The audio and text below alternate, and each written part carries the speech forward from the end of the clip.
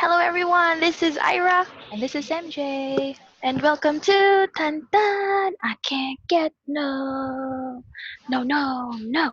Customer satisfaction training. Today's episode is encodings. Woo! Giving good feedback for our clients. And this is something that, of course, we have to accomplish after every class that we have. Yes, and why do we need to give good feedback? Not just any feedback, but a good one because it reflects on us. It reflects that we show much attention to the student while we are teaching their lesson. So we are also paying attention on what needed to be corrected and what is or what needs to be improved for the student. That's right. So we do them before we end our shift, or you will forget if you don't do that. And if you forget, you're going to have a penalty. It's going to be an absence with no comment. So even though you had a class with a student because you forgot to give your encoding, because you forgot to give your feedback, you're going to have a penalty for that. And we don't want that. We don't want any penalties. That's why we encourage everyone to do it before you end your shift. Try to do it before you log out for the day, before you clock out for the day, just for the sole reason that you might forget about it the next day. Yeah. Yeah, so the encodings or the student's evaluation, as we see on the T915 website, has four parts. The first one is pronunciation. So on this box or in this part, you will put any mispronounced words or words that you have introduced to the student and you want them to study how to say them or how to deliver them. So how do we do that? We do it numerically. So number one, and then you would put the word that needs to be practiced. So there are two ways actually. So for the first one, you will put the mispronounced word and then how to say it properly. And you can also include the IPA symbol so that when the student reads it, they can practice it at home. The second one is if you introduce a new word, you can put that word and how to pronounce it by using or putting the IPA symbols shown as 1 and 2.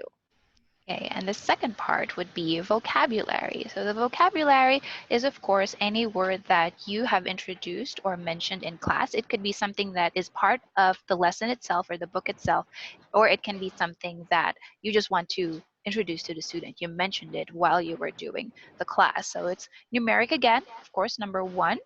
You put the number first and then the word that you wish to introduce, and then you give the simplest definition that you can find for that word. So usually, personally, I would use the Macmillan Dictionary for simple definitions because I think they have the simplest definitions for them. Now, what we do if the student is a very beginner student and they won't be able to still understand the simplest definition, then you try to look for the Chinese equivalent of the word and you Yeah.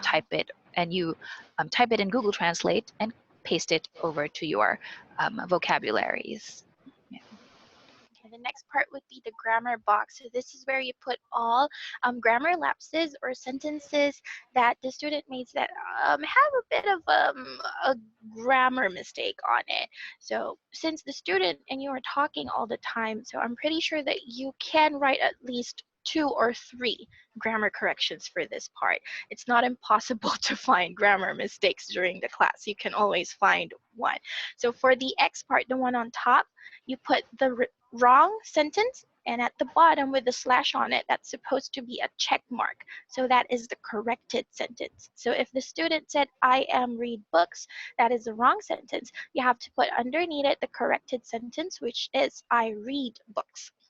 Yeah. Of course, and the last part is the highlights and advice. This is written in third person and past tense. This is what we want to encourage everyone to use so that we're all uniform. So anybody from ACE Global would have this kind of um, template for their highlights and advice. So you can just say, for example, Adam did very well in class today. He was able to speak in complete sentences. He had some mispronunciations for words with the letter R, things like that. So if you don't have to make a very long comment here, it can be 2 to 3 sentences, or you don't have to make it very long as well, unless um, the the mother or the student asks for more highlights and advice here. So this is what we're going to follow so that everything will be uniform for all ACE teachers. So for each part, you must give at least 3 items for each metric. And if there is nothing, put none, or you can find a drop down box there, right? So you can put a template there that you did a great job, no mistakes for this part. But it's better if you put at least three, 2 to 3. Okay, so that the student can really practice even outside of the class. So don't be lazy. Don't just put non-noted just because you don't want to put anything. Okay, remember, your encodings reflect you as a teacher. Yes, it will show how much effort you're giving to the class. I understand it can be hard to give evaluations when you have back-to-back classes, but this is also why we encourage you to give break times in between your classes Yeah. so that you can accomplish better encodings for your students. So don't just put, you did great today, good job, you did great today, good job, you did great today, good job in all of the parts where you should be giving them proper evaluation. So let's not be that teacher. Let's be more eager to give corrections to our students, okay? Mhm.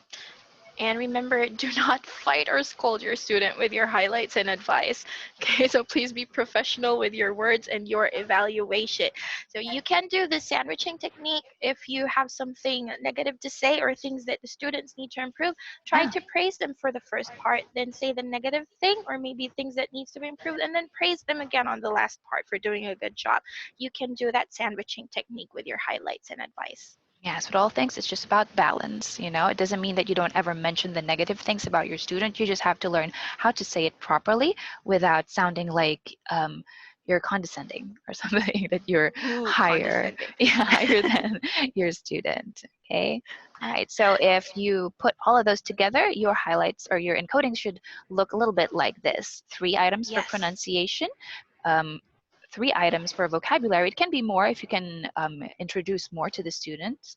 And then, Mhm. of course, 3 also for grammar. I only have 2 there for the sake of making everything fit inside of the box, Mhm. but please include at least 3. And then for the highlights and advice, third person, past tense. Yeah, so when you look at it, this looks so much better than Mhm. just a one sentence evaluation per part. So make sure that you do this so that we can have a standard for and a uniformity for our Mhm. evaluation. So try to follow this format.